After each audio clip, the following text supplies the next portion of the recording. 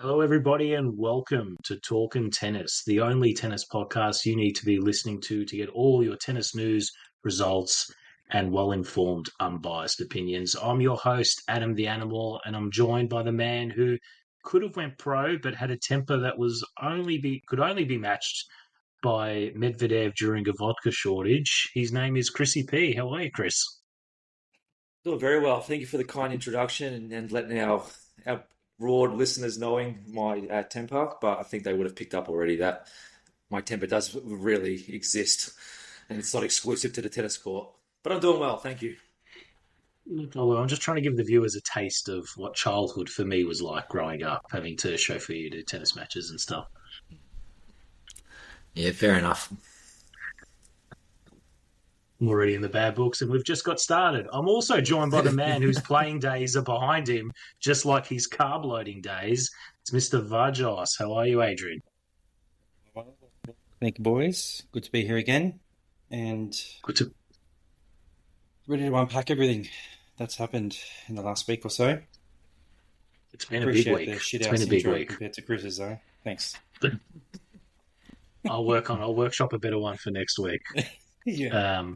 I feel like I've got to get all the gluten and carb jokes out of the way while it's still Yeah. hot off the presser before we move on to other things. Yeah, It fair has enough. been a busy week in tennis. We are at the end of the year, but we've got a long docket on today's pod. We wrap up the Davis Cup finals that finished over the weekend. I've got nothing else better to do, so I'm taking a look at the Challenger circuit that's going on in Australia at the moment because it is all happening. We look at the ATP nominations and we also build our dream player, or at least you two guys are building your dream player. But before we do, Chris, the millions of listeners are dying to hear, particularly the folk in California and Virginia. They've been messaging me all week. How was your semi-final last week? Well, it was a nail biter. Um, it That's really what we went like to down to hear. the last couple of games. We going into the last two sets, the match was a tie. It was a tie on games, tie on sets, and me and my partner lost our set 6-4, and we were tied at 4-all in that set, and we weren't sure how um, our teammates went, and they finished before us. But fortunately they won 6-1, and it Cool. turns out we ended up winning the night by 3 games. So it was a tense one, but that isn't even the most dramatic thing that has unfolded in the past week in terms of what happens now. You got And my attention.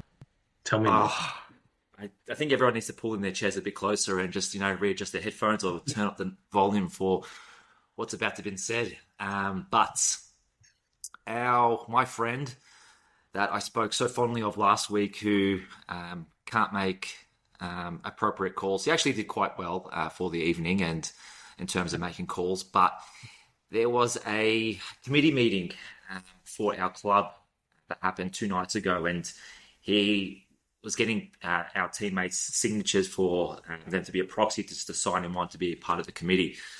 He went into this committee. This is from what my teammates have told me. He went into this committee really guns blazing and abusing people and pointing his finger, and it did not turn out so well for him. And he was emphatically not voted out, but his opposing person took out the votes, and this has left his ego being quite destroyed and humiliated, so much so that he's in fact chosen to sit out of the final. It's For a me, real when I middle finger to the tennis club, obviously. I'm just going to sit out the final, not play, and no pennant flag for you to go in the club room. when I read about this message on Tuesday, a couple of nights ago, I was smiling from ear to ear, thinking, "Beautiful! I don't have to play. I've played my last game. I'm done. Don't have I'm to play with retired. I him go out on a anymore. semi-final Perfect. win. That's it." But it turns out we've had an emergency that fulfills the criteria of playing 3 games for our for the club, not necessarily within the team. So he'll be playing um, for our team on Thursday night, and I actually met up with him yesterday and a few others, and we had a bit of a hit.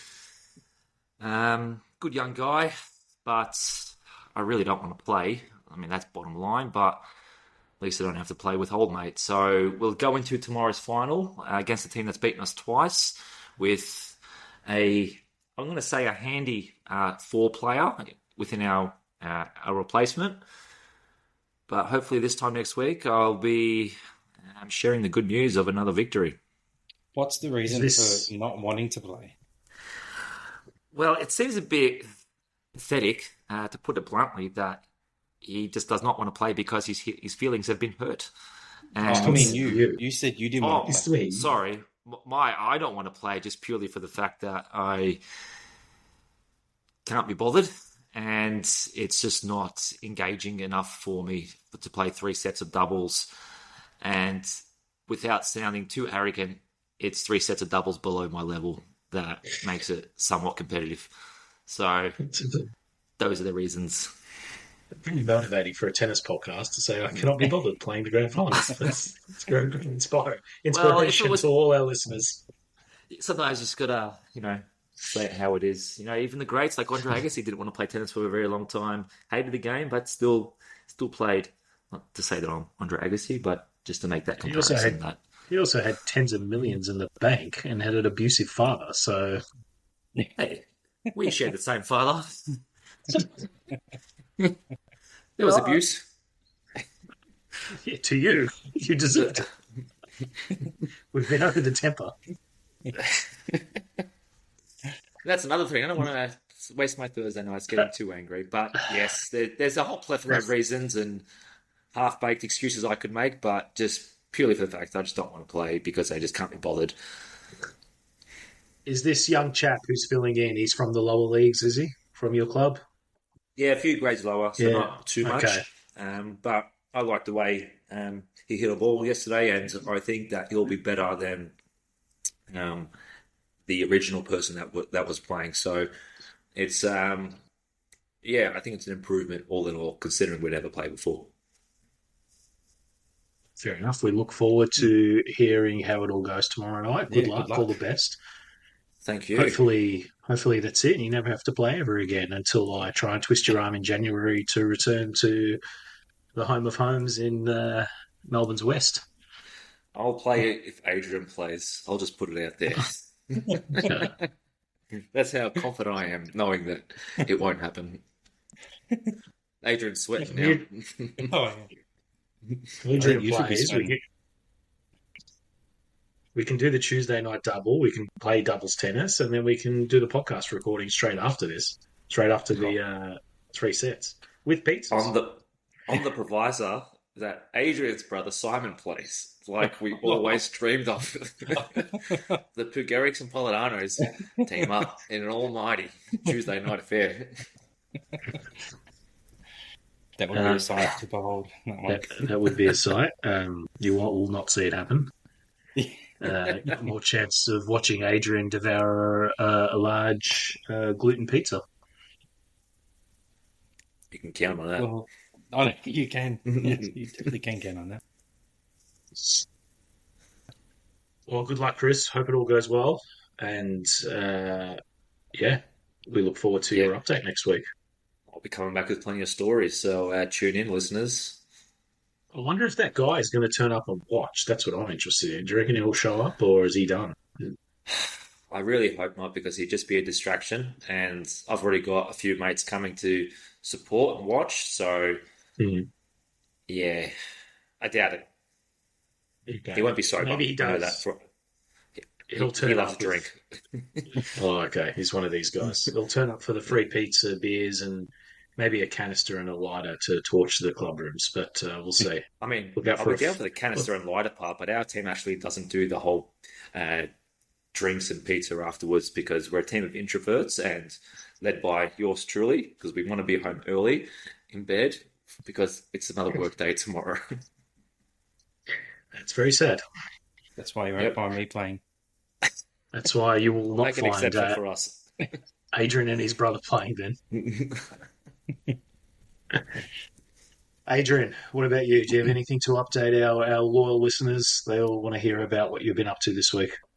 Yeah, so, you've asked about what's happening on the gluten front lines, and all's quiet on the gluten front lines. Things are starting to settle in Okay. that sense. Yeah, just I don't know. It's all becoming a little bit easier, and maybe I'm accepting it a bit more now. But yeah, Yeah, you're getting in the going all right. There was acceptance stage of the 7 I am. stages. I've passed the denial phase, past anger, heading towards acceptance. And there was This would some be angry gluten-free for cake about in 3 months. there was some nice chocolate gluten-free cake in the staff room today, so that made me happy. Did you bring it? No, no, not cooking that, but Well, that's I good. ate it. That's good to hear. I hear they've got gluten-free pizzas as well, so it can't be all bad. Yeah, yeah. Don't knock the How gluten-free pizza. likely are you to tell people when you talk about when food is on the topic of discussion? Are you like one of those people that are a vegan or vegetarian that just have to tell people like, oh, I'm a vegan or vegetarian or I can't eat that? Do you tell people that you're gluten intolerant? Um, not, not. I wouldn't normally. Only with people that I'm familiar with. Hmm. So in the staff room, it's been the case because in the short time that I've been there, I've already established myself as the garbage disposal. So, Oh, yes. and with the with the relative new news, they've had to make some adjustments, and everyone's well aware by this stage. So there's no need to announce. Is there a new Hence bin in why, the staff room? yeah, Has the school canteen? all of a sudden they have to throw out more food because it's not being eaten by me. I was going to But ask, has the school canteen needed to make special provisions or a certain menu for you? they already did have some options, but I haven't I've yet to order from the canteen kind of system. It's all done online now. It's no brown paper bag like in the old days. Oh, Jeez, those were the glory days. You just have to Yeah, write on those brown paper bags. and then just The old magically this food texter, appears. Absolute glory. yeah. And Get your and for chocolate some milk. reason, we just put money in these bags, chucked them in a tub, and just trusted we were going to get our lunch. Love it. yeah. Love it. Was a hell of a Always tastes Christmas Christmas. better morning, every coming out. morning. All right, let's get into some tennis Alrighty. talk. Is that what we're here to do? Is it? I think there's Apparently, something about our title or some shit. I don't know. Supposed to talk about tennis. It has been 13 minutes, and I know the people, as much as they love hearing about local tennis and gluten-free food, we will talk about the Davis Cup. Uh, what are you, Adrian? A quarter Italian, half Italian? I always forget. quarter, a quarter. Quarter Italian? Oh, Adrian, you must be thrilled because your quarter Italian team won the Davis Cup over the weekend. No Sinner, no Alcaraz, but we still got an Italy versus Spain final. Italy taking it out 2-zip, winning their third straight Davis Cup. No doubles again for the third year in a row. I think from memory, Italy won it 2-0 3 years straight. Uh, Chris, I know you were all over this on Monday morning. Give us your thoughts about what happened. Well, look, even the whole finals campaign was a bit of a nail biter. I mean, Italy were pretty comprehensive in their matches, winning 2-zip against Austria, Belgium, and then in the final against Spain. But on the other end of the draw, I mean, Spain beat the Czechs 2-1. Germany just clipped Argentina, which I was spewing about. 12-10 in the tiebreaker in the doubles. Your mate So I did pick that. Zabalos mm. just falling short. Um, It was nearly yeah, bedtime by the time the match finished. it just could have gone either way. A lot of games. Then you had Spain, Germany in the semis. Spain obviously getting over the line, but yeah, look, in the end, Italy they just wanted it more. Their singles just got them through. Berrettini, pretty comfortable win against Publicone and Busta, and Caboli, Muna just going at it in Muna getting the opening set 6-1, and them playing out at 7-6, 7-5 to Kaboli. But that is, I believe, their if it's third or fourth in a row, or Three in a row. It's three in a row. Yeah, it's impressive. Three in a row. And no Sinner, no Musetti as well. Number 1, number 9 in the world. Very, very impressive. Just on that Argentina Germany match, 12-10, the third set tiebreaker in the doubles. Yep. Absolutely epic. You're right. Could have gone either way. I did say Germany, but they couldn't get the job done against Spain. All of our predictions went absolute down the drain. They went absolutely to the toilet. I'm not sure about last year, but yeah, like you said, Chris, Italy didn't drop a set throughout the whole tournament. And I think they did something similar last year where they won just about every set as well. What's in the water in Italian tennis, Chris? Why are they so damn good? And not so good at soccer anymore. Yes, it's kind of a coincidence how it's shifted. But I think Sinner has a large part in this, purely maybe from being a poster boy and just as an icon to Italian tennis. Him coming onto the scene, top 10, establish himself as one of the greats in this era now. And yeah, the development of all these younger players coming up. Caboli's had a good year. Musetti has got some staying power in the top 20, and has really established himself on tour. Sonego's been around for a few years. Berrettini, he's had his run-ins with injury, but he played a pivotal part as well. Even if you look on the women's side, Paolini as well, she's established herself as well as someone that to be contended with. So, but I put this down to Sinner just being as someone that these other players can sort of aspire to, and their development sort of hinging on him and his success. It's a bit of a tricky one. See, I don't know if I necessarily agree. Then would you say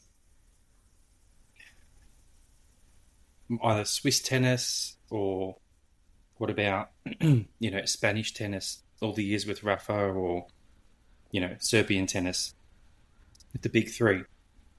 I don't know if it necessarily correlates with the rest of the nation and the youngsters coming up. Of course, they want to aspire to be like them, but yeah, I mean, you need to have the talent pool to begin with. Yeah, I mean, it goes a lot deeper than just these names coming up, but we need to look closer at sort of what development programs, how much money is being invested, and what's actually being done on the grassroots level for tennis in Italy. So that's what you would need to look at, but that's just my wild theory.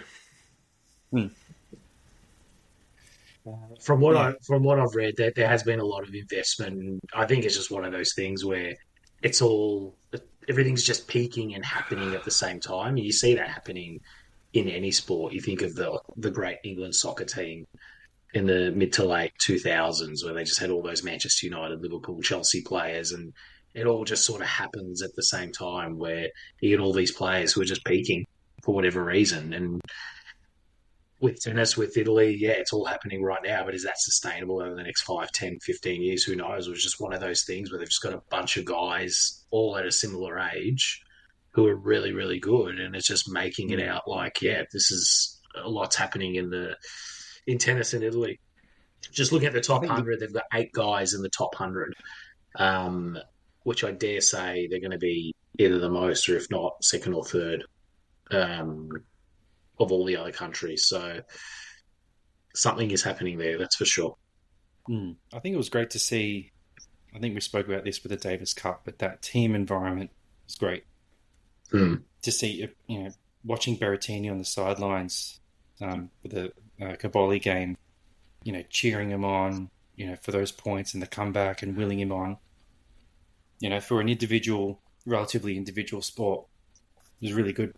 And I think I know we've spoken about this before about some players thriving in a team environment and Yeah. maybe helping them spur or reach levels that they wouldn't normally get if they were just playing for themselves, not wanting to let the team down. And yeah, I know it's good. It would be even better if we did have the best players, but I don't think you could have knocked the Italian team, even though they didn't have Sinner or Mazzetti. Mm. I think they would have been very hard to beat regardless. Yep. So that's the Davis Cup, but of course, the tennis doesn't stop there. I've been getting knee deep in the Challenger circuit. Mainly, I'm just following my favourite doubles pair, of course, the Hewitts. We spoke about Yeah. them last week. They picked up a win at the New South Wales Open, of course, one of the big Challenger tournaments that happen on tour. They eventually lost to a couple of young Aussie guys who went on to win the final.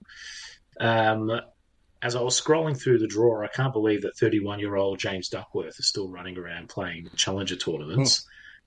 Um, and then, unfortunately for the Hewitts, I had a look at the Challenger tournament that was happening this week in Adelaide, the city of Playford International, with a grand prize money of $100,000, apparently. Unfortunately, the Hewitts didn't get through the first round, so I think the run might be, unfortunately, coming to the end. Coming to the end for the Hewitts. But James Duckworth is still there, number one seed, beating up on children. Yes, and I'm glad you did mention the fact that he is number one seed, and I think it just goes to show the state of tennis. I mean, you can be on the main tour and playing, your 250 tournaments and being a common occurrence there, but if your ranking does slide, getting back into that those tournaments, it's difficult. So the only way Mm. to play them is to be getting more points on the Challenger circuit as well. So it's not easy. You got to go. As we know, we have these players that sort of are in the limelight of making appearances in the ATP tour. Then they sort of go away, but they're not completely irrelevant. They are playing the Challenger tours still working away. 33 years old, James Duckworth, still running around. yeah. Yeah. Well, I think. Oh, who did I see? Um, Borna Koric. Hmm. There was. Oh, there was another one. Oh, it's escaped me now. A few older players just running through the Challenger circuits. Um, yeah, I'll get back to you on that one. But that was yeah. There were a few characters out there still running about. The Argentinian bloke, he was running about as well in the Challenger circuits. I'll have Yeah, to they look that do. one up. Yeah, they are running about there. But yeah, quite a few youngsters, which I think we'll talk about in a future podcast, I believe. Potentially The next up and week, comers. spoiler alert. Mm. I mean, we're talking about Italian tennis before, but I'm looking at this Playford tournament in the round of 16. You've got three Japanese players in the round of 16, and compared to four Australians that are also in the round of 16 as well. Seeing a lot of Japanese flags coming about. Well, A couple of you'd think imports there'd there. be you think there'd be a few Aussies in the Australian tournament, but Yeah, absolutely. And they're names that we're familiar with. I mean, again, you've got Rinky Hijikata, who, again, he's no stranger to the ATP Tour as well. So you put him in a higher sort of echelon than James Duckworth. I'd say he's very young as well. You got our favourite and Lord Tomic as well, who lost in a tight three-setter against Philips Sekulic, who I have not heard of. Tomic being the Did he three walk seed. off in match point Oh, again? indeed. I just want to see the match point. That's it. Yeah, Philip Sekulic, ranked 480, age 22. Okay, big dude, 6'3". Yeah, Taking care he's of that. business against our boy. Yeah, disappointing for our boy. I thought he would have done better. Dane Sweeney getting the job Um, done. I'm just surprised with Duckworth. He's ranked 87 in the world. I would think he'd be playing these sort of tournaments. I can understand if Mm. you're out of the 100. I guess that was more what I was surprised about. Like, he's in the top 100. He will play Aussie Open. It's Well, it just just his goes. pre-season warm-up. Mm. Yeah, that's right. It wouldn't make sense for him to go traveling abroad as well when he's going to be here in the next, 6 to 8 weeks. Hmm. And there are other challenges happening as well in Asia and other parts of the world. So There is. I can't recall if there is one more in Australia or maybe two more before the end of the year. Don't know, Chris, if you know off the top of your Um, head. no, there isn't. You have Pakistan, Bahrain, and Oh, Athens till the end of the year. So this is the fourth last. Actually, this okay. is, yeah, there's no more after. No, sorry, correction. Sorry. I'm looking at all of November. So there's only three Right. events in November, in December rather. We got one more in Canberra. And then we go to New Caledonia, which runs over the New Year, as well as Thailand. Yeah, look, I was going to say that the Bangkok Open is 30th of December. So if anyone's up for a trip, Oof, a bender, just yell out. mate. We can't even drag you out to the Aussie Open. Mm. Some That's a of good us have to point. work over January, unfortunately, so it is a little bit difficult to get the time off. When you work in retail, it's a tough life. What do you mean? This isn't your full-time occupation? No, as I said in episode 1, I don't get paid for this podcast; only you do. So it's no, this is just my free love. Well, we'd love to get you down to the Aussie Open because that's where memories are made, and it's yeah, we need to go back in those memories for future Mm. podcasts. For the record, Might I revisit. have been to the Aussie Open in the last It few doesn't years. count with your It's girlfriend. That's not the true AO experience. The AO experience needs to be with your mates, the boys, shitload of grog, overpriced grog and food, and antics screaming at international players and yelling at them in their Native native tongue. tongue. you getting age to give you Croatian or or Czech words to yell out. No, it's going to be Latvian to our favourite Ernest Golbus. Yes. Will Ernest Golbus be at the Australian Open, and will you guys be there front row? I can only hope if he's not playing, he's a spectator, and I would never leave his side. One thing I did find Uh, interesting with the Challenger Tour that the prize money has been increased, so they've upped that. So it will hit 32.4 million US in Across all 2026, which is up from across previous all years. Challenger tournaments. Yeah, spread out across all of them. So, I mean, it's no ATP finals with Sinner Nice. running away with over 5 million himself, but, you know, Yeah, just like this that's what podcast, fans Sinner's need. hogging all the one person is hogging all the prize money.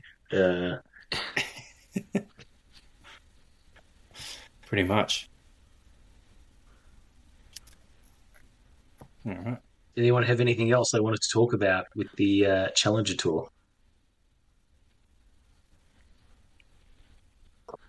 Yeah, well, I mean, you get the Challenger Tour, and we're speaking about, oh, well, these players having to play in the Challenger Tours between outside the top 50. But below the Challenger Tour, you got the ITFs, and there's a lot of ITF events as well. And I mean, Challenger Tour is obviously a stepping stone to the ATP. I don't think we're going to see any of our favourite players playing the ITFs, but that's the sort of sequence where maybe your players outside the top 200 are playing your ITFs. Challengers, 75 to 200, their rank, and ATP Tour, it's 75 and below. Hmm. Well, that's it. You gotta start somewhere and build up and make your way up. Got to Go grind. from there. Mm. Just outside of booking your tickets to Bangkok, did you have anything else you wanted to discuss about the Challenger circuit?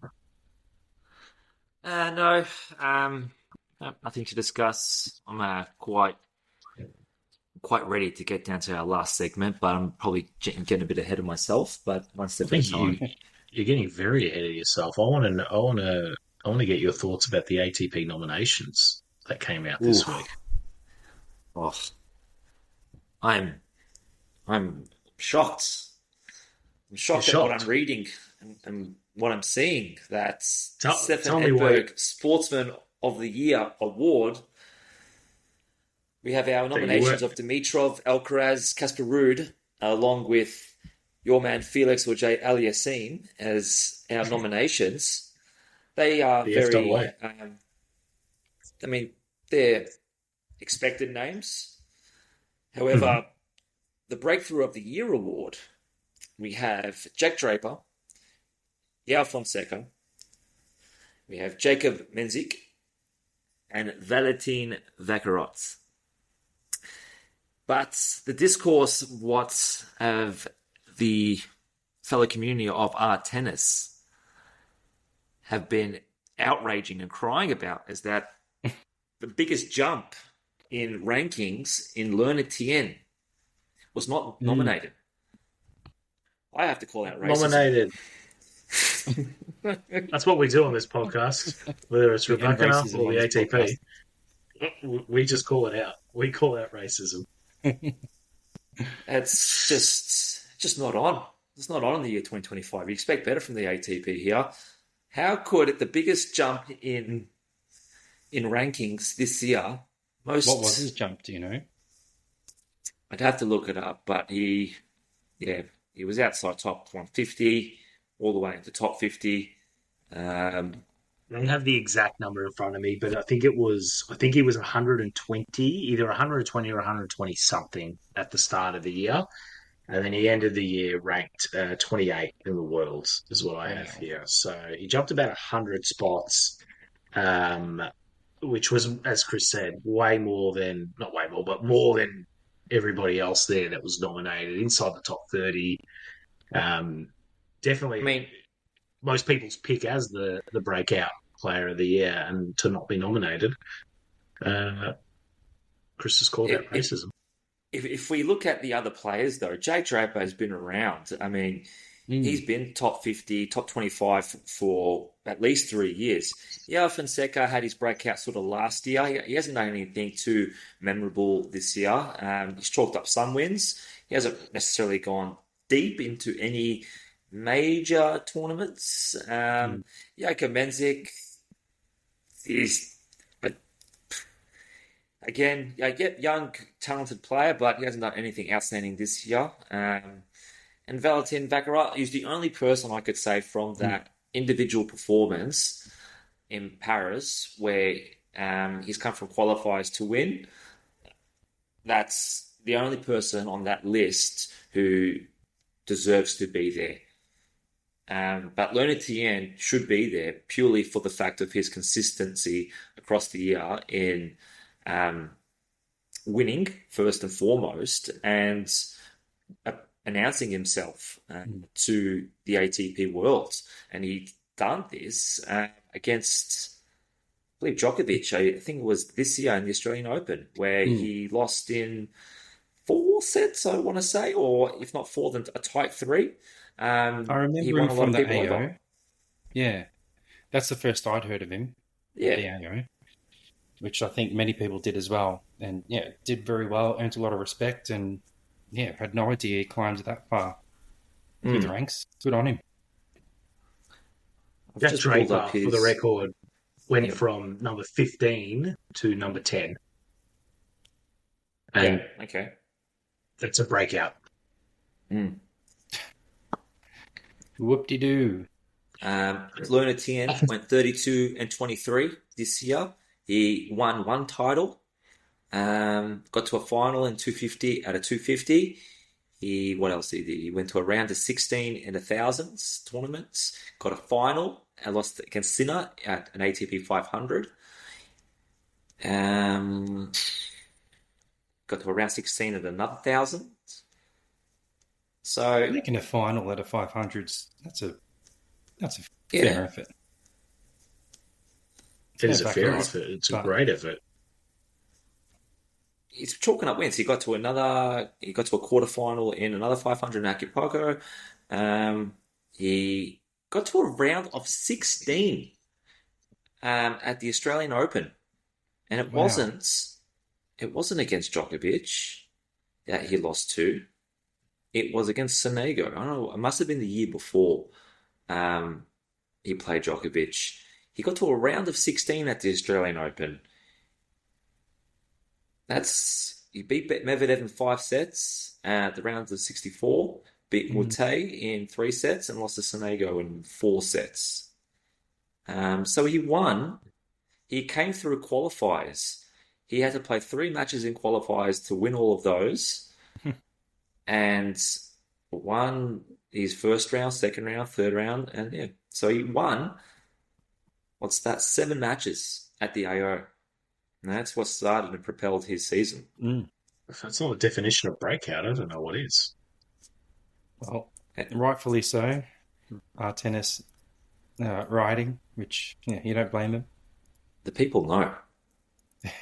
The driver's So, Chris, were you on Reddit all week just raging with all the other Redditors on the tennis subforum? My thumb is so sore from the amount of upvotes I've had to give this week. He continued the rage from last week's quiz straight onto our tennis. I just take it out on something. It was a controversial quiz, but there's no excuses really.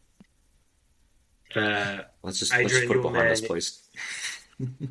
Adrian, your man, Jakub Mensik went from 48 to 19 and was Decent. nominated as the breakout star of the year. So decent, I but feel like it's that's not more a worthy than a Draper and a Fonseca, if you ask me. it's not it's not 100 places, but It's it not is 100 something. places, but yeah. Well, what do you Uh, do? If they don't want to seek our professional opinion, then what do you do? I think Chris has sent a wordy letter to the ATP, so maybe we'll get it overturned. I just said dear ATP and just spat on the letter and mailed it. Wiped his ass with it and sealed it.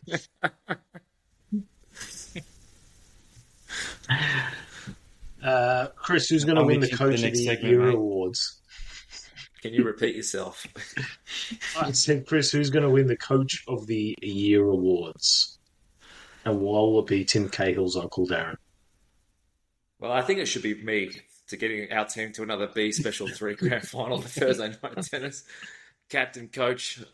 Actually, I'm neither. I'm not even the captain. Captain, no, coach, right? On an all serious note, I don't know. Do you give it to Cahill or Ferrero, who have just continued, to develop their champion players? I mean, Shelton and FAA. I mean, yeah, they've made some inroads. They've progressed.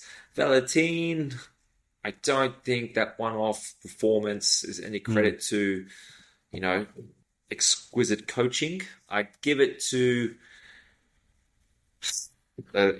it's all racism. It's all it's all politics. So Cahill will get it only because of 1 minute he's coaching Sinner, the next they're breaking up. I mean, they've split up and got back together more times than I have with my ex-girlfriends. Which is a lot. How do you even judge the best coach Yeah, it's tricky. outside of looking at the players' results? How do you say? How do you know this- really what goes on behind closed doors? Yeah, That's why it's all the how do rubbish you- shit, my friends. Well, It's all bullshit. Okay. Roger went a fair while without a coach, didn't he?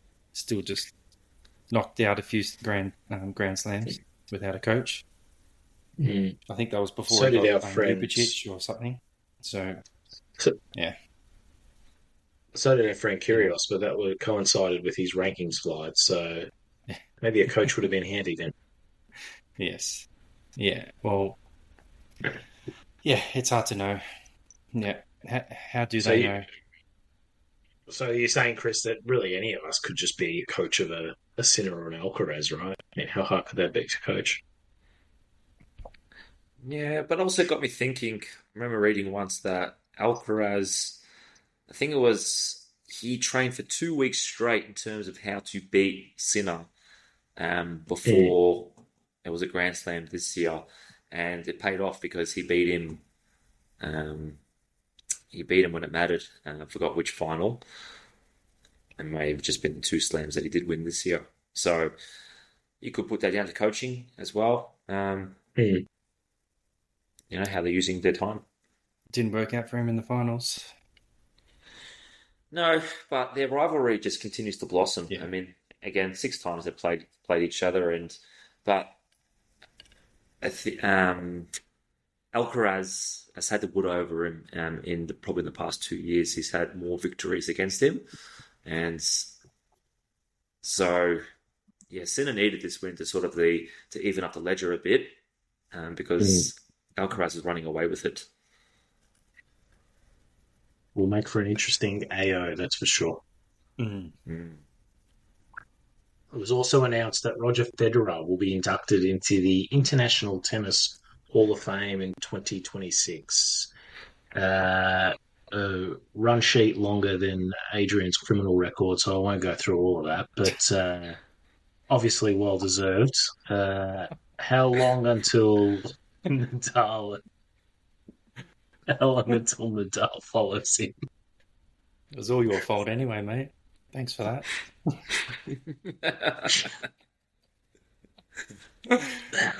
Not my fault at all, mate. If you want to go damage private property, that's on you. I'd say probably we're looking at a 2027 or 28 mark for a Nadal. Yeah, and then Djokovic will just follow them, obviously, the one and true GOAT. Yeah. Mm. How come it takes so long? Is there like a waiting period after how many years you retire before they can consider you? I mean, Federer's been done for how many years? What, 4, 5? And only now they needed to realize that he should be in the Hall of Fame Maybe there's some kind of cooling off period in case someone does in a case they come out of retirement. John Farnham one last time. Does a plugger. Yeah.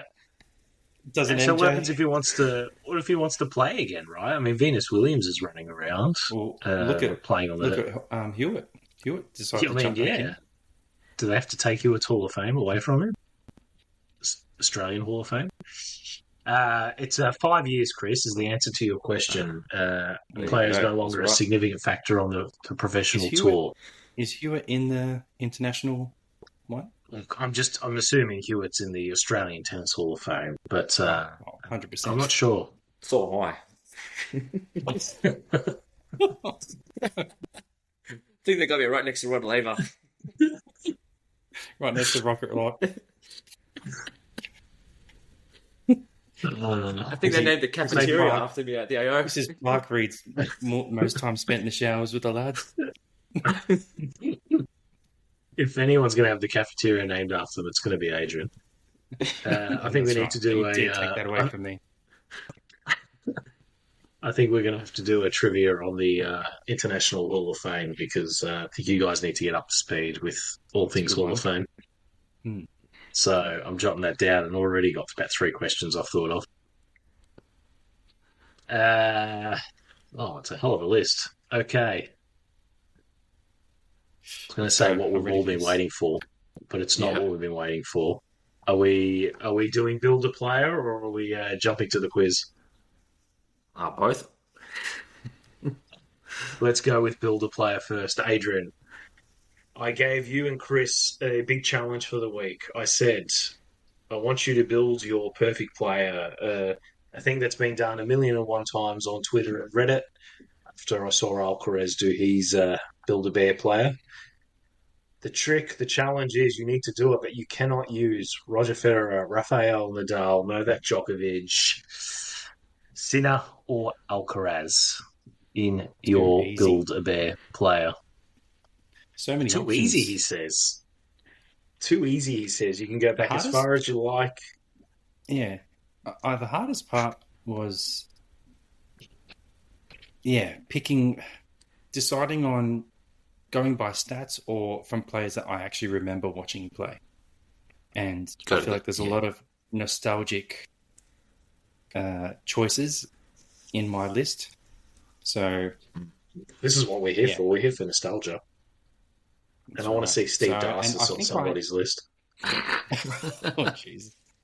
I think I added in a few extra that weren't in that list that you sent as well. A few extra topics. Categories. Yes, I did. Wow. So okay, Chrissy pick your own category. That's what we're here for. I'm just making up my categories while you think of...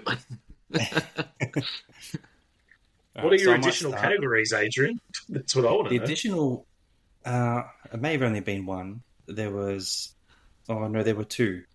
I put in a return of serve and a volley. There was no volleying. Yeah. Shame on you. There should have been volley in there. That's my bad. I definitely would have had a volley. All right, go for it, Adrian. Where do you want to start? Okay, well, we'll start with the forehand. As you do. Everyone's favourite shot. And I went with sheer destructiveness and power. The powerhouse. I know. Del Potro. Oh, okay. Wow. Did you think I was going to go Gonzalez? I was. I was. Yeah, I was tossing up. But yeah, the big Delpo on his day, just, yeah, you put in that zone and it's a winner. Just forget about it. Yep. May not be the 2009. It may not be the, compared to others, it may not be the most reliable, but it was on its day unbeatable. So I went with that. And I had some other choices to make up for that.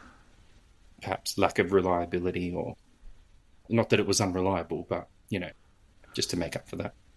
So that was my choice. He was a beast on his day. Chrissy? Forehand for me, I was going to pick Fernando Gonzalez, but I'm going to change it to James Blake. Ooh. Oh, wow. There's a blast from the past. It is a blast from the past, and not even those that can remember him. Backhand. His forehand was deadly. It was big. But that's just to throw out an old curveball out there. Yeah, respect. Well, the backhand. I'm going to look up some James Blake highlights to see his forehand. I can't say the forehand never really stood out to me when I watched him. The backhand, I distinctly remember. He was an explosive player. He was a power player. I don't specifically remember forehand, but I remember him he was a power player. Yeah. And he wasn't particularly when he shaved his head. The tallest lad, was he? No, he was 6'2". He was a ball of energy. James Blake, he was not short. Ball, mate. I'm a ball. All five relative to, I guess, when you think of power players, you think taller players. I guess is what I'm like. Del Potro was 6'5", 6'6". He was a big dude. Monster. Yeah. I'm not saying he was short, but he wasn't as tall as those big, tall beast players. From memory, maybe. But his style was power. Yeah, 6'1". exactly. 6'1". Okay, standard. Backhand side, this was tough. There were quite a lot. I have an honourable mention to Stan the Man Wawrinka. Good choice. Very good. But I did not go with him. I ended up going with Nalbandian. I knew it. I fucking knew it. Quality two-hander, lovely motion, super reliable, and I used that to balance out the Delpo forehand. Yeah. That was a hell of a combination as well. That was going to be mine. He had a solid flat backhand. Loved his backhand down the line. That was mine. I even thought about Wawrinka as well. If I wanted to be a bit more aggressive. Yeah. So Nalbandian for me too. Back to you, Adrian, for volley. All right. Well, I'm going to go down my list because fuck you. And my next one is serve. Okay. Yep. Now with the serve, again, lots of great servers. You know, mine straight away goes to Kyrgios or Big Ivanisevic. But it's hard to go past the stats of Ivo Karlovic. But I So I didn't hope you pick saw him. my document because I had the. Oh no! Oh, Who'd you go I for? didn't pick him. But his Yeah, I'm stat, looking right at 92% serve hold percentage. 92. In his I career? just think that's incredible. Yeah, in his career. Yes. But I decided to go with Andy Roddick. Ooh. Oh, He well, still had a 90% serve hold rate, and he had to do it against the likes of an Agassi plus the big three and Murray, who are all, relatively great receivers. So the fact that he had to do that against those players, I respect a little bit more. Okay. it's Well, disappointing you would give a shout out to a rival podcast, but anyway, I yeah, I respect your mean, decision. I, I, I can only hope that he's listening to the fellow competition right now when I say the fact that he had a very predictable serve and the likes of Federer just picked it off, which was the reason why I probably never won a Grand Slam in the matches where it mattered the most. So, yes, he did have a high rating, a high consistency rating, but very predictable as well. Going down my list for volley, I'm going to choose the Australian Patrick Rafter. Whoa. Who's your server? Well, we're going Mate, down my list, buddy. We're going completely out of turn. This segment's just We're going all off over the the place. Okay. We're going off Yeah. the grid. All right, Roy. Why Patrick Rafter? Oh, I just got to throw an Why Aussie not? in there for diversity.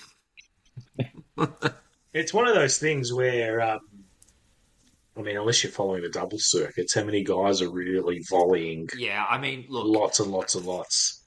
Federer had great hands as well, but obviously we can't Yeah. choose him. And in today's modern game, there's not a lot of players that might stand out for volleys purely for the fact they play a lot from baseline and Yeah. that being singles as well. So unless you're choosing a doubles player and you're following the doubles circuit closely, then you'd probably have a better insight. You could even say Feliciano Lopez as well. He's a singles player that turned doubles later in his career. Great serve, great volley.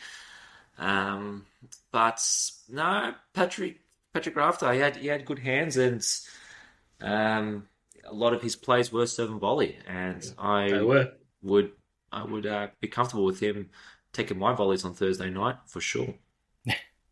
Oh, well, I'll jump my list. I also had Pat Rafter for volleys. Oh, well, Get out of town. We did not.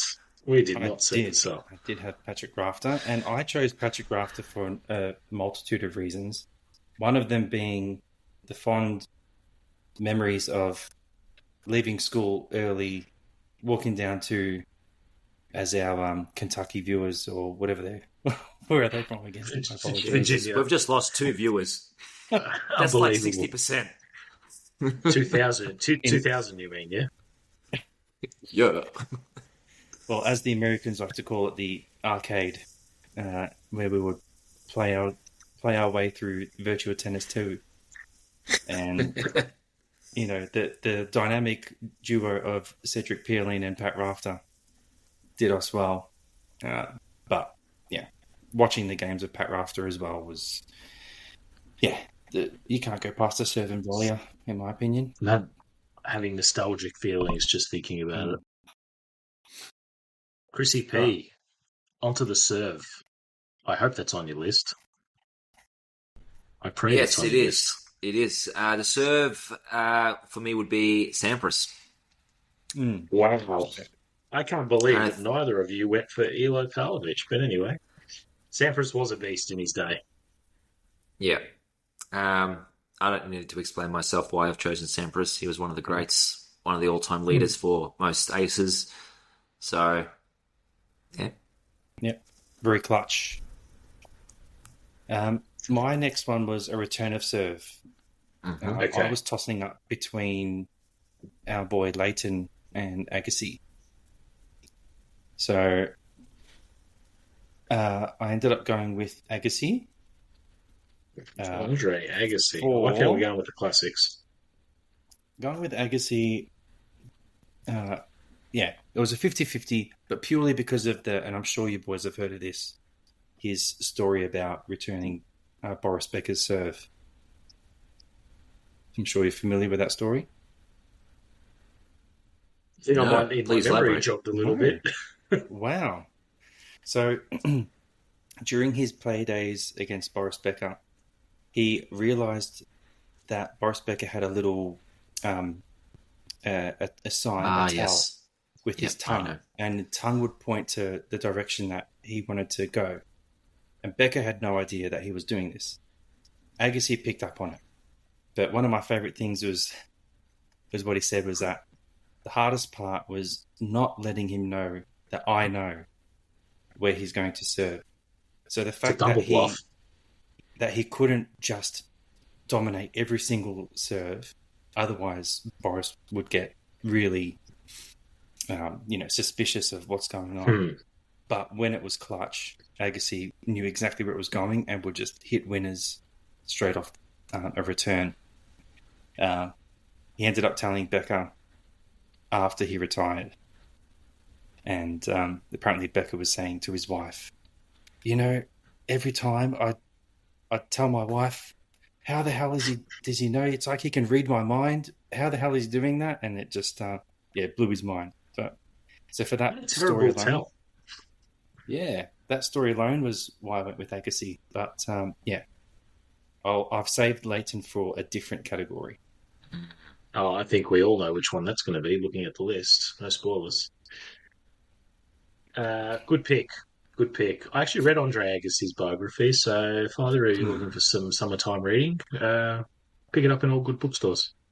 Yes. I read it when I was 16 or so, a very, very long Oh, time okay. ago. What about you, Yeah, Chris? can't Have you remember read much. the? But Actually, it was no, good. I I don't have. remember that story. No, Huh. I have read his book, Agassi. Very good book. Okay. Yep, as I mentioned earlier, he hated tennis growing up and he's persisted doing it. But yes, very, it's an eye opener. He trained hard. He trained hard though. Return of serve, I am going to go with Agassi. I really couldn't make out Copycats. who to pick. Uh, I had Davydenko in my mind, but I don't know if he was any good of a return of serve. I know he was a very consistent player. Um, yeah, yeah. So Davydenko was the one that popped up for me in quite a few. Purely, again, an early AO that the Animal and I attended pre-Chris days. phew, And we saw Davydenko against Nalbandian on Rod Laver Arena. We snuck in. We didn't have tickets for it, Correct. of course. Correct. And we slowly No. made our way down. Do you remember this? Yeah. We had one ticket. Someone lady gave us one ticket between the two of That's us, right. She walked up to us and gave us a ticket. And then and I I took gave it that because you had ticket more to stands you. and you snuck in. Yes. Correct. And we also played it smart because I got you to flirt with the girl at the front and divert her Which attention is while very, I had the very easy stones to. because I'm ridiculously good looking. Obviously, no one on this podcast will, or none of these listeners will know that. But you are the handsome one of the three, so we got you to talk her up, and we stuck in. And yes, we watched that. That was a fantastic match. Yeah, and seeing those guys hit the ball, and we ended up just sneaking down further and further. We ended up nearly, like, We were I close. think maybe I think I was behind the 3 or coaches. 4 rows back. Yeah, it was it was an eye opener for me. So I've always been fond Yeah. of him, both of them actually, since that day. That were the good years of the AO when the animal used to rock up. so what's your next type of shot that you're choosing? What are you up to? Footwork? Well, footwork, yes, and that was my Leighton Hewitt. That was your late Hewitt. See, I wouldn't have picked that at all. But that's okay. No, No, yeah, I had went it with for another category. yeah. No, I thought I'd go with him for the footwork. Yeah, Well, for me, you know, I'm going to go nostalgia again. I was going to pick Demonor. but I'm going to choose David Ferrer. Mm. Oh, wow, that's a blast from the past. David He Ferrer. he's a very similar type of Demonor. He would just run everything down. He could just go for hours. Just a true hustler. He was the gladiator for his work Yep. ethic and tenacity. Yeah. Uh,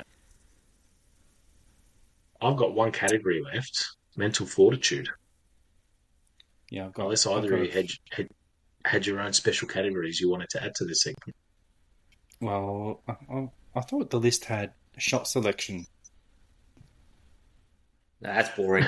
Our viewers don't want to listen to that. Well, I had an interesting one for that. Okay, I well, had an let's hear what honourable you had for shot mention. selection. An honourable mention. This one was for Chris, and he'll know exactly why. The old Radek Stepanek. Yes.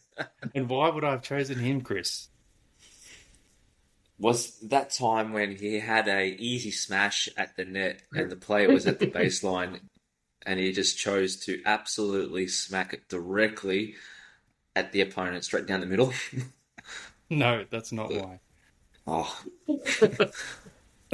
But Full story. now, I'm a bit so disappointed that you don't know because he was a now junk me ball. too. Or am I Ah, thinking of another player? He was a junk ball specialist, mm, which yeah. you Yeah, often refer to me as a junk ball specialist. So that one was for you, but I ended up going yeah, with Murray for the shot selection. yeah. The orange. Yeah, that one was boring. I also had tactics and mentality. Well, I Yeah, had quite. mental fortitude. Mm. Um, yeah, well, I'll just say both of them. For the tactics, I went with um, Pete Sampras. And mentality, I went with Agassi again, purely for his resilience and the fact that, Chris, you've mentioned this a few times, not being very fond of the sport, Mm, but still persisting and pushing through, won majors. He had a massive career slump and was able to still pick up again and then win Grand Slams again after that massive slump. So, yeah, yeah. He came back. He came back. He had a yes. long career. He had a very long career. He, as was mentioned in the quiz last week, he lost that ATP final in 2003 after winning one Mm, in 1990. That is a yeah, long time between long drinks. time between drinks. Yeah, He lost to Federer of all people. So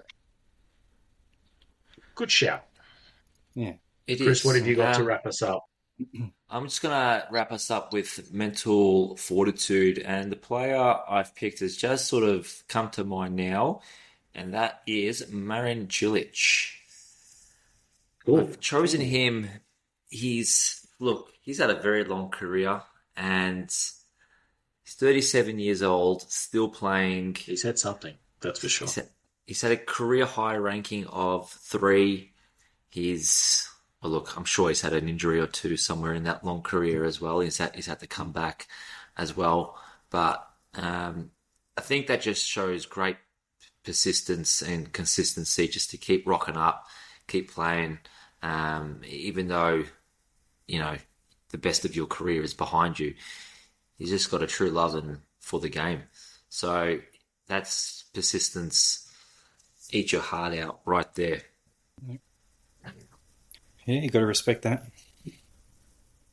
I look forward to hearing all about it in the transcript.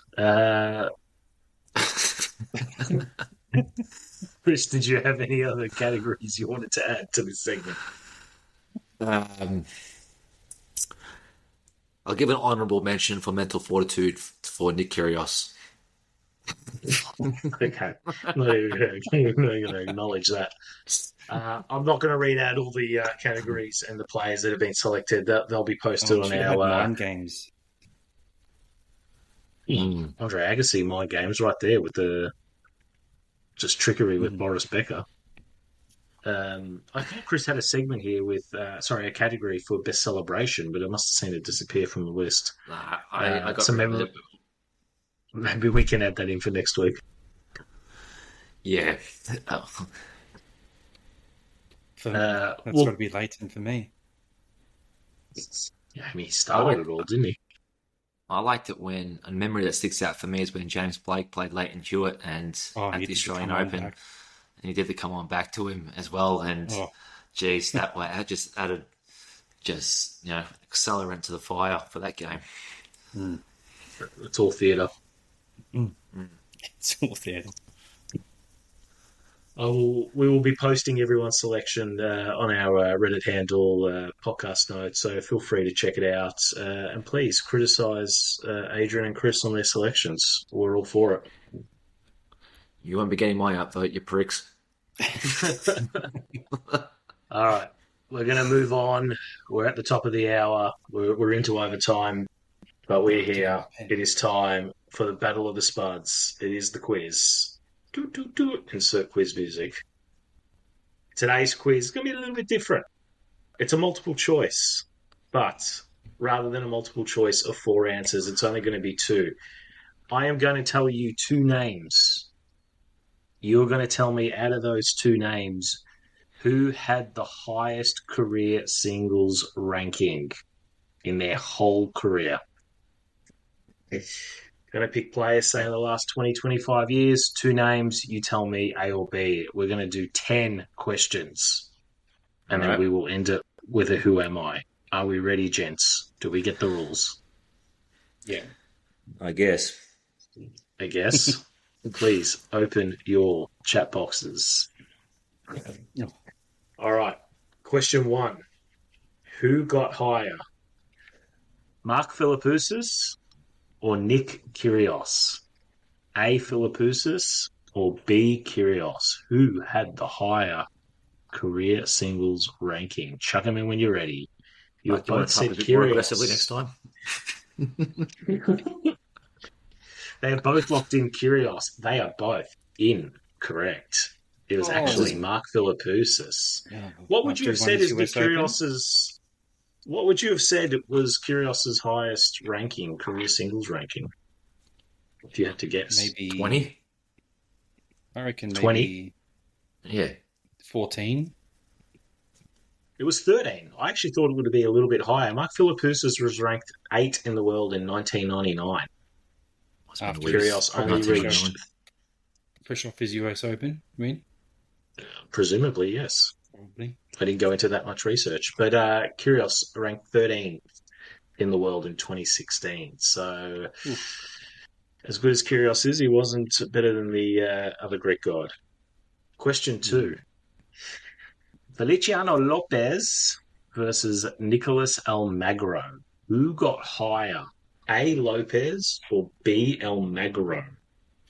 Chuck him in the chat when you're ready, people. A. Lopez, B. Almagro. Oh, we got a different answer. I like it. Adrian has locked in Lopez. Chris has locked in Almagro. The answer is Almagro. Almagro ranked number 9 in the world in 2011.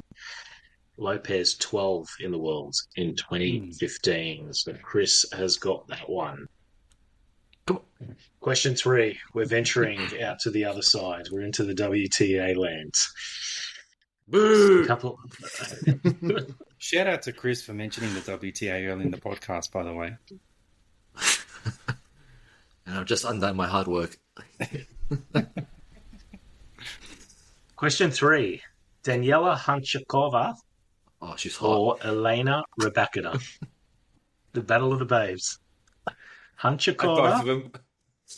or Rebecca? Who would you do? I mean, who got higher? Can you say it again? A. Rebecca and B. No, Hanchikova is A. B is Rybakina. Yeah, I think it's Chris, for some reason, picks Hanchikova, and Adrian goes with Rybakina. The answer is Rybakina. 3 in the world. Hanchikova only reached number 5 in the world. True story. Sorry, Rebecca. I still love you. Still loves her, but doesn't. Chris didn't pick her. Who would have guessed that? He complains I don't give him. He complains I don't give him layups, and then I give him the layup of layups. He doesn't go for it anyway. Do you really think I care about stats and figures when it comes to Rebecca? You do care about figures. You Oh, do. naturally, I do. A man who didn't come up in the Aces conversation today, but nonetheless, John Isner versus a man who did come up in today's conversation, James Blake. A. Isner or B. Blake? Who got higher? These aren't designed to be easy. They're meant to be tricky. No. Blake. I feel like Blake did well, didn't he? I'll just go A. Something different. They both did well, really. They both did. Age makes it interesting. He locks in Isner. Chris locks in Blake. The answer is James Blake. Ranked number 4 in the world in 2006. John Isner reaching as high as number 8 in the world in 2018. I think he just played in a period where there were... I would have picked that he got to number 4, though. Neither would have I, to be honest. I was actually just a little bit surprised to see that. So Chris gets that one right. Adrian misses that one. Have I got this right? No. Chris 2-1. No, you got the Rebecca I've one. got 2-1. I gave... Yes, I've got 2-1. You both missed the first one. Oh, yeah. 2-1 Chris's way. Adrian, the only one you got right was Rebecca. Am I correct? Yeah. That is correct. That is correct. We go back to the other side, the WTA. A couple of Aussie favourites. Sam Stosur or Alicia Molik? Who got higher? Stosur or Molik? You have both said Sam Stosur? Yes, you have. That is correct. The answer is Sam Stosur, number 4 in the world. Alicia Molik, number 8 in the world. Both get on the board for that one. Yeah. We go really far left now. Far, far, far left. Who had the highest career singles ranking? Mike Bryan or Bob Bryan? Highest career singles ranking. Both were number 1 in the world for doubles. That's like saying which one of my testicles hangs lower, my left or my right. That's easy. A for Mike, B for Bob. A for Mike, B for Bob. You've both gone Mike. Adrian has said that's easy for some reason. Mike ranked 246 in the world in singles. Bob, much better than that. 116 in the world was his highest career singles ranking. Fuck you, Bob. No points for that one. Both going with Mike for some reason. Question 7. Ooh, was he just like my confidence? And he followed you. He followed you out of fear. We head out to Eastern Europe. Mikhail Yuzhny or Nikolai Davydenko? A. Yuzhny, B. Davydenko. Which Russian got higher? I feel like Yuzhny hit a sweet spot, though. Somewhere. Yeah, me too. Yeah. Do you want to change it or not? It's up to you guys. You both tentatively locked in Davydenko. We going with Davydenko? Yeah. I don't think Davydenko hit number 1. It's not about who got number 1, so who got higher. Yeah, I know. I'll give you a hint. None of these people I am saying on the whole list have ever hit number 1. Mm. The answer is Davydenko, number 3 in the world in 2006. Usually was number 8 in the world in 2008. You both get that one correct. We go back to the WTA. Marion Bartoli versus Elena Dementieva.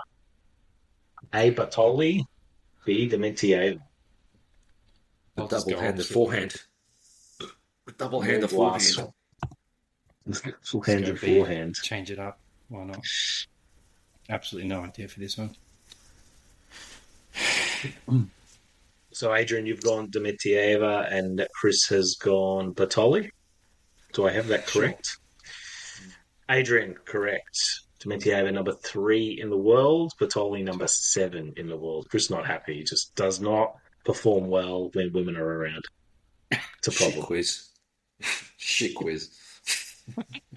It's like 8-7 tosser. Fucking hell. Probably like fucking 2 points in A layup for Adrian. Question 9. Ivo Karlovic or Mario Ancic? Ivo Karlovic or Mario Ancic? The layup of all layups. A. Karlovic, B. Ancic. Freebie for Adrian. Adrian says Karlovic. Chris says Ancic. The answer is Ancic, number 7 in the world in 2006. Karlovic, number 14 in the world in 2008. So Chris gets that one right. We're on to the last one. Question 10. Grigor Dimitrov versus Andrei Rublev.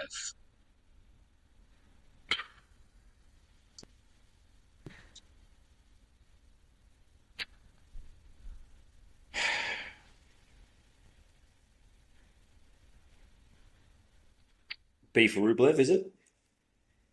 A. Dimitrov, B. Rublev. I just did a quick unofficial score check. And I believe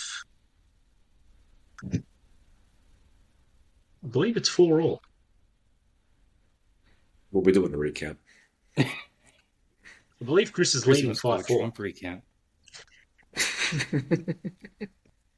You both say Dimitrov. You're both correct. Number 3 in the world in 2017. Rublev number 5 in the world in 2021.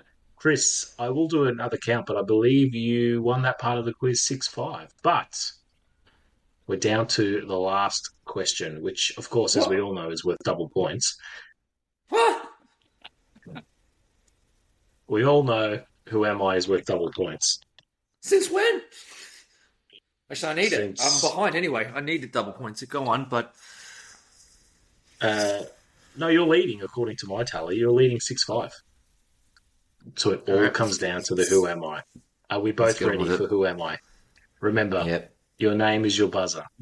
Who am I? I started playing tennis at a very young age, following in the footsteps of my sporting family. My father, a professional volleyball player, introduced me to tennis when I was 6 years old, while my older sister was an avid badminton player. I entered the ITF women's circuit in December 2014 at just 15 years old. I reached 3 ITF finals in singles and 2 in doubles, winning both doubles finals in 2017. My WTA Tour debut came in October 2017 at the Kremlin Cup, where I qualified for the main draw but lost in the opening round. My first significant breakthrough came at the 2019 Bucharest Open. Entering as a qualifier, ranked 106 in the world, I advanced through the main draw and defeated second seed Victoria Kuzmova along the way. In the final, I delivered a commanding performance against local favourite Patricia Maria Tig, winning in straight sets 6-2, 6-love. This impressive victory propelled me into the top 100 for the first time, debuting at number 65 in the WTA rankings the following week. This was my maiden WTA Tour singles title. I won my first Grand Slam title at Wimbledon in 2022, making history as the first singles player from my country. Fuck. Adrian, you locked in first. I'll need a full answer. Ego Swiatek. No, unfortunately, that is incorrect. Chris gets to hear the whole question before he can answer. Making history as the first singles player from my country to win a Grand Slam. I reached the top 5 for the first time in June 2023 and am a fan favourite of one of the co-hosts of this podcast. Who am I? It's my girl, Lena Rabakina. Fucking hell, I got right to the end of the question before he gets it. In love with the girl that does... When you said 2022 Wimbledon, her name popped up, but I wasn't sure if it was 21 or 23. I knew it was in that era. But before, everything you said before that, though, I had no idea. If you don't know your love of your life's childhood history, then is she really the love of your life? Something to talk about in our date night next week. This. It's fucking bullshit. I want to reach it, mate. now I've got Adrian just throwing a tantrum. He's had enough. Of Chris, course, you you're going to complained favour last Chris. week. Fucking give me one of these fucking kiss ass. Fucking bullshit, mate. Blood over water, Adrian. Or in your case, blood over cups. Nah, fair play. It's all Chris, you good. can't complain. I play favourites. I gave you the layup of layups, and you nearly screwed it. And I thought Adrian had it there for a second. But congratulations, Chris. You've got your first points on the board in the Battle of the Spuds. You can put the I got rope one. away. Yeah, It's that's right. fine. You can put the rope away. Chris wins today's quiz. Well done. Double Career points. tally. Hey, Double points as well. double points. You take it 8 points to 5. You still trail the all-time record. Adrian is, of course, leading 2-1. And we look forward to next week's quiz, Whoa, which will whoa, be on the whoa. Hall of Back up, back up. Beep, beep, beep. Fame. What's the point of double points if it's Because still the double 2-1? points means I could have won that quiz if I got it correct. I'm saying the That's what history of double the points quiz. is. Adrian's won But, quiz 1 and quiz 2. You won quiz but 3. So I am keeping all-time records. You All-time can't just win one records. quiz and then all of a sudden be beating me because I've won 2 quizzes and you've Yeah, only won he's one. leading 2-1. It's yeah, a but that one quiz though is worth double the points though. We've played 3 quizzes. You've won 2 of those. Those were both worth a point each. Today's quiz was worth 2 points when they No, normally you would 1 misinterpret. because You're they misinterpreting misinterpreted the rules. You have very clearly.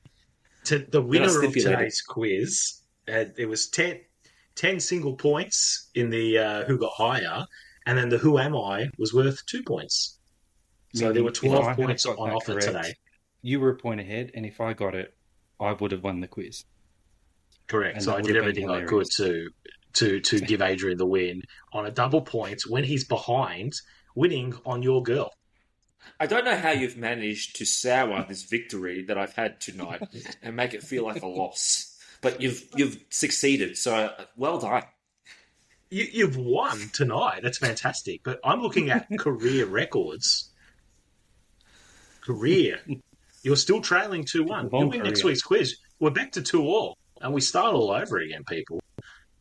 And you go into 2026 into momentum. So my suggestion, read up on the Hall of Fame, get informed, find out if Hewitt is there or not there, and do some Who Am I research. You don't know who I'm going to come at you with next week. No, I'll I really give you. don't. I wasn't expecting it. I'll tell you what. The Who Am I next week will be a name that's been discussed on today's podcast. Either it's on your Build a Player, either it's somebody on the fucking Challenger Tour, either it's somebody in the Davis Cup, or somebody on my Who Got Higher. That doesn't help you guys at all because we've mentioned about 100 names, but No, it at doesn't. least we've narrowed it down. And we know it won't be Steffi Graf. All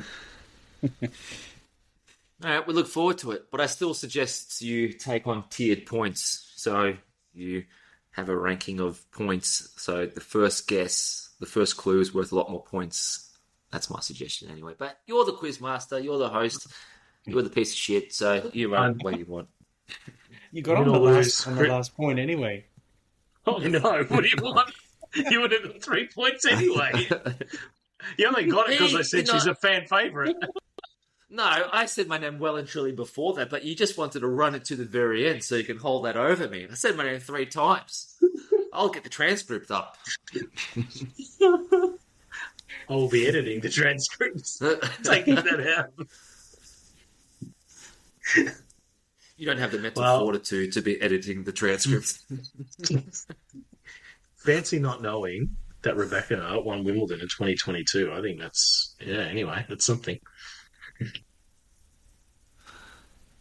We don't fret On the that sour past. Shame. On that sour note, I think we're running out of 3 minutes on this record, so I think we'll wrap it up there. Adrian, final words for all the viewers. Parting words I'll of come back wisdom. stronger next week. I'll come back stronger. think so. And I'll bring it home for all my fans up in Arkansas. Chris, any expletives? Chris, any expletives to end the podcast on? No. Where did Batman live again? I've forgotten. No, Gotham. Yeah, Gotham. You're thinking of Arkham, though. Arkham Asylum. Yeah. No, my last words are simply I'll come back with the victory in my men's comp tennis, and I'll come back with a victory for next week's quiz. Or it could be a double bagel. We'll see how we go. Could be. I like bagels. That's it. That's it for today, folks. If you've listened this far, God help you. You must have nothing else better to do. But And make thank you very much. Thank you very much. Good evening and good night.